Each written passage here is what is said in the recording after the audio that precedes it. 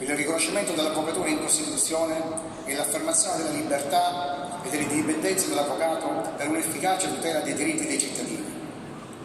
L'Assise, oltre alla proposta di riconoscimento del ruolo dell'avvocato in Costituzione, ha approvato mozioni importanti dirette ad un miglior funzionamento della giustizia italiana e della tutela dei diritti, consentendo anche a chi non ha i mezzi economici sufficienti di poter ricevere un servizio più veloce e qualificato. La giustizia è e deve restare un servizio pubblico e dunque la riduzione del contributo unificato favorisce l'accesso a un diritto che è di tutti i cittadini. L'alto costo delle spese di giustizia scoraggia l'accesso dei cittadini alla tutela giudiziaria, trasformando un diritto costituzionale in un privilegio per coloro che, in virtù delle loro condizioni economiche, possono permettersi il pagamento degli onerosi tributi per ricordi. Altre mozioni approvate ipotizzano l'individuazione di una competenza per materie specifiche proprio per agevolare la crescita professionale e qualitativa. Si è convinti che la prossima battaglia da affrontare è la forte crisi che sta vivendo una larga parte dell'avvocatura, una questione delicata che non può essere liquidata frettolosamente dicendo che questa professione non si può più fare.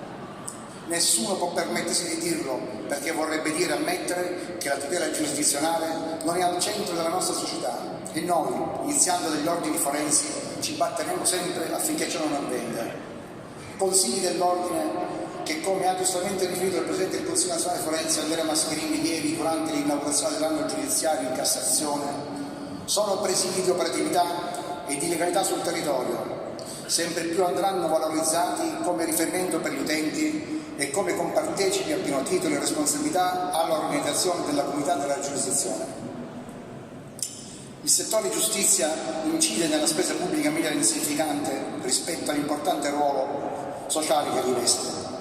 Ruolo sociale dove l'avvocatura, uscita dal Congresso è più unita che mai, è protagonista, matura e pronta ad assumersi la grande responsabilità di essere baluardo indifettibile della tenuta del sistema democratico, partecipando alla crescita del Paese.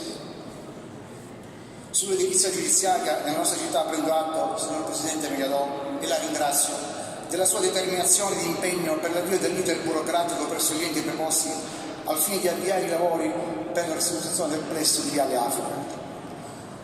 Ci auguriamo che ciò avvenga in tempi brevi. Oggi, soprattutto nel settore civile, come è noto, le udienze in questo plesso di Piazza Giovanni Verga si svolgono nelle stanze dei magistrati, fatto al limite della decenza e del decoro sia per gli utenti che per gli operatori. Oltre alle stanze affollate, l'utenza in alcune sezioni è costretta a sostare negli angusti corridoi occupati da armati. Non è più ammissibile tutto ciò. Per il cittadino è uno spettacolo deprimente assistere a queste udienze celebrate in condizioni a dir poco precarie e sicuramente non degne di un paese civile. Più volte abbiamo rappresentato il problema sia a lei, Eccellenza, che al signor Presidente del Tribunale e probabilmente l'unica via per poter sopperire ai disagi è quella di riprendere i protocolli sugli orari di udienza, già a suo tempo esaminati. La situazione è la stessa anche nel plesso di via Francesco Crispi, dove, pur essendo di aule, queste sono insufficienti sia per il civile che per il penale e le condizioni ambientali non consentono lo svolgimento dignitoso delle udienze. Non si può pensare soltanto alle riforme sulla giustizia senza che vi siano strutture adeguate e sicure per lo svolgimento dell'attività giudiziaria. Vogliamo esercitare la nostra professione con dignità e decoro. E di pochi giorni addietro la notizia di un incidente occorso presso il Tribunale di Milano, dove un collega è caduto da una balaustra priva di adeguate misure di sicurezza e versa adesso in gravi condizioni di salute.